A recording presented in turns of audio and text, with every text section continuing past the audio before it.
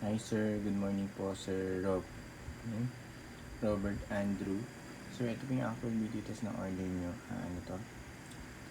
Asus GeForce GTX 1066GB po siya. Ayan. Sir, advice po namin lagi, gamit lang po tayo dito, rated at branded po na power supply. 550 watts minimum, okay na po yun. Wag po tayong, bawal po gumamit ng mga generic na power supply sa mga ganitong video card po. So, yung mga 750 watts pero generic lang siya, wala po siyang brand, hindi po siya rated, hindi po niya talaga kaya supply yung kunyari 700 at 750 watts, hindi po. So doon lang tayo sa rated at branded. 550 watts lang po yun, pero at least rated po siya. 550 watts kaya niya i-load dun sa power supply. So wag po tayong gagamit po, kahit brand new or used po yan, laging rated at branded po ang gamitin natin power supply. Invest po tayo doon, napaka-importante po. Yan, may 6-pin power connector po yan. Yan yung mechanics power supply. Tinetest din po natin siya, na-explain ko lang po. Tapos top view niya, sobrang ganda po nito. Tapos may backplate din po siya sir. Medyo mayroon lang siya ditong rusted, pero it doesn't affect po yung at least napoprotektahan pa rin yung board niya.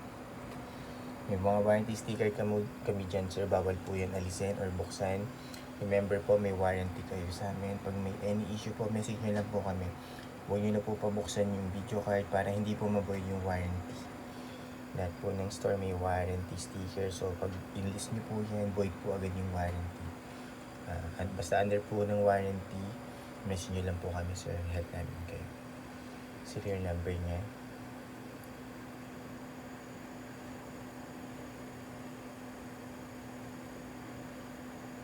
Okay. Ito po yung per mark test yan.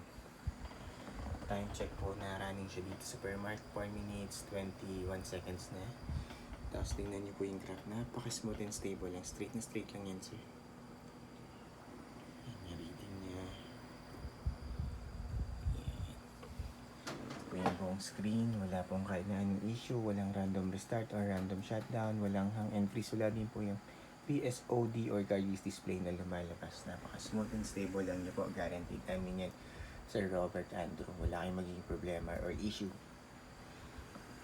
Yung file, napakatahimik lang sir. Nakatutok yung mic natin. Sobrang quiet lang yun. Time check po ulit, running siya. Yan, 5 minutes na. Stable pa rin po yan sir. Supermark. Lalo sa gaming.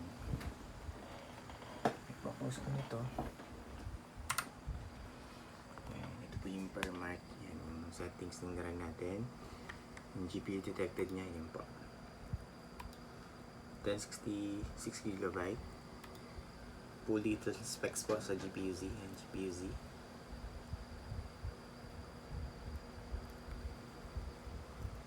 Sensor, yan. Lahat naman po may reading hanggang baba. Okay. Yan, sa afterburner, yan. Yan din po. NVIDIA GeForce GTX 1066GB. Tapos driver check, right click lang po tayo dito sa desktop. Yan, para makita nyo po na naka-install yung driver. Always check po na naka-install yung driver. Kahit may video card kayo tapos hindi po naka-install yung driver, hindi po yan, maglalag po kayo sa gaming. So always check po na naka-install yung driver. Meron din po mga video card na hindi nag-install yung driver, defective po yun. So always check this po.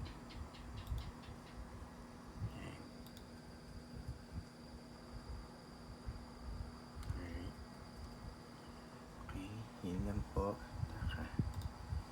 Yan Sir Robert Andrew. And Robert Andrew 0. Alright sir. YouTube lang ako for time and date checking po, para alam nyo real time kailan po namin nire-record yung video test before po namin i-ship out today. And 1:02 AM Tuesday, March 10, 2026. Yun po yung current date and time natin before i-ship out po. Real time po yun sir. Isa pa. Parang dalawa lang po yung natin, time and date checking. Reference. Yan po, same lang. Kung gusto nyo po i-double check kung legit at kung real time, yan po yung website. Pwede nyo pong puntahan yan para ma-legit check nyo kung real time ba talaga. Yan yung website na then ito pa yung isa. Alright, Sir Robert Andrew.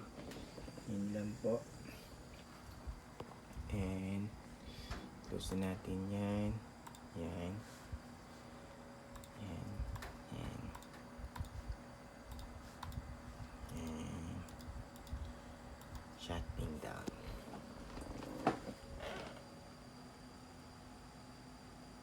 So, lagi namin i-recommend yung power supply. Minimum 550 watts, goods na po yun. Basta rated at branded lang po. Huwag po tayong gumamit ng 750 watts generic na power supply. Laging rated at branded po ang gamitin natin. Alright. Yan sir, yung fan, buong buo po yan. Walang puto, walang sira. May 6-pin power connector required. Gamit natin HDMI cable, HDMI port. Tapos sir, yung serial number niya. Yan. Warranty sticker po. Yan sir, bawal po alisin or buksan yung video card para hindi po ma-void yung warranty natin. Pag may any issue po, message nyo lang po kami. Basta under warranty pa po namin. Help namin kayo. Yan, okay. Yan lang po sir. Thank you.